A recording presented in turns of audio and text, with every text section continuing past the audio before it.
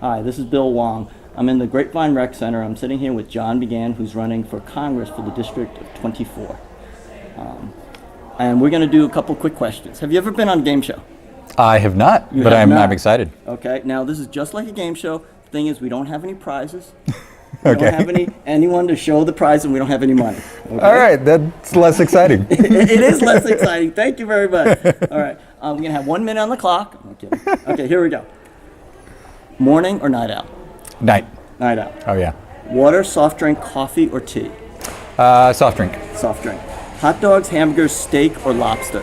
Oh, man. Hot dog and lobster. Very interesting. Yes. Dress shoes, sneakers, sandals, or barefoot? Sneakers. Sneakers. Gotta be okay. sneakers. What turns you on or gets you excited? That is a completely different question. It could be the same. I think I might have to defer to my wife on that one. But how about this? Something that gets you excited might be, for example, Billy Joel in 1999 on the Actors Studio said competence. Oh, yeah. Okay, so something that's attractive. Something that's attractive. Oh, something completely. Somebody who's funny, who's confident. You tell me. Yeah, or no, those are the, like, it's multiple. Yeah, so humor, confidence, intelligence. Okay. Yeah, those things are great. Thank you. Yeah. What do you do to relax? I play video games. Okay, what's your favorite? Honestly, right now I'm going back old school, so a little bit of Zelda. Okay. Yeah. I went back and played the original Zelda, and then I've worked my way to the Super Nintendo, the SNES version. My daughter plays that. Yeah. Okay. What secret that no one knows about you? A secret that nobody knows about you. And that we can put on camera. Absolutely. Yeah. I can do one that very few people know about me because I talk a lot, so they probably know. Growing up, I was in 4-H, so you work with animals, and I had pigs. And one thing that you have Did you do something to the poor pig? So what you have to learn with pigs is to show them they have to be castrated. Oh. And so I have helped castrate pigs.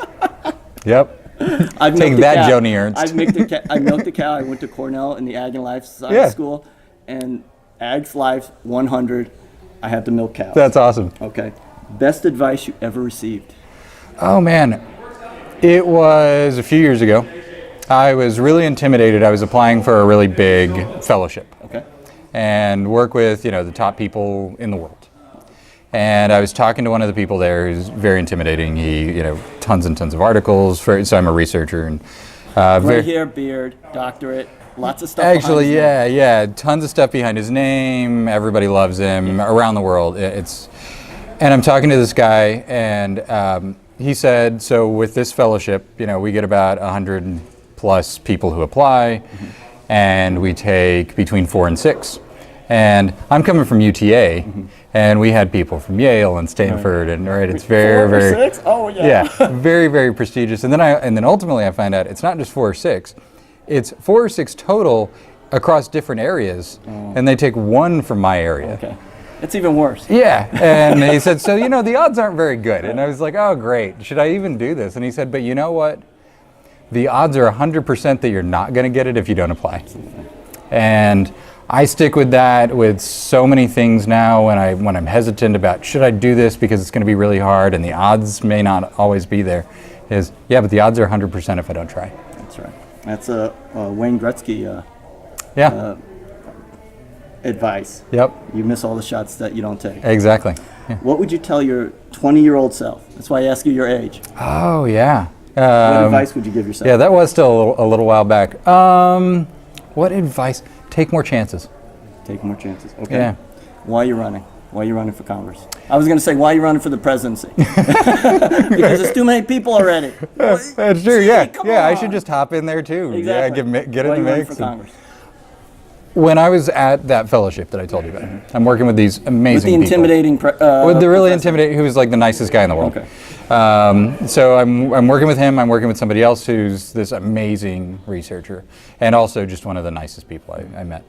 And this guy studied how physical activity can improve academic performance in kids. Okay. Right. So basically, recess is good, Right. is what he found. Okay. And people come from all over the world. They invite him all over the world to go to conferences and speak and all this kind of stuff. And we were in the Midwest. It was up in Illinois. There was a lot of cornfields. You take the long way around the barn. You take the long, You're taking the long way. I know. And I'm not originally from Texas, but that's the long way. Yeah, I know. I'll get to the point. So he's this big, powerful, famous guy. Everybody listens to him. So we're there, and the local school board is saying, we're going to cut recess. Okay. So he goes in, he testifies, he says, look, here's all this evidence, here's all this stuff that says you really shouldn't do this, you're going to have bad outcomes for physical health, for mental health, all that. And they said, thank you so much, and they still cut recess. Okay. And I remember how tough that was for me, and it was tough for him to think, I've got all this expertise, and we can't get anything through. And I realized it's because there are so many people who don't have training in that, who are in elected office. They have training in other areas. But if you look at Congress, there is one PhD level research scientist out of 435. Mm-hmm. There are like 200 and some odd plus lawyers. Right. There are 100 or so vets. There are a bunch of accountants and teachers, and all these are important. Right. But there's one scientist, and if you look at science policy, it makes sense. So you're saying that you would look at things from a data, you would make decisions based on data? Yeah, data and evidence, yeah. Okay. So what is your theme? What you're running, what's your theme? So for me... take the short way around the barn. It'll be shorter this time. For me, one of the reasons why I love science is science is that thing that takes a dream that makes it a reality. Okay. And so the theme that we're kind of building on is let's make dreams reality. Okay. Right? You look at Jules Verne, he writes From the Earth to the Moon. Mm-hmm. It's never going to happen, right? But in 1969, Apollo 11 takes Neil Armstrong and Buzz Aldrin to the moon. We can do it. So all of these things that we think are fantasy, that are just these dreams, we can make them real. Okay. We just need the right tool. Okay, and the right people. And the right people. Thank you. Thank you so much.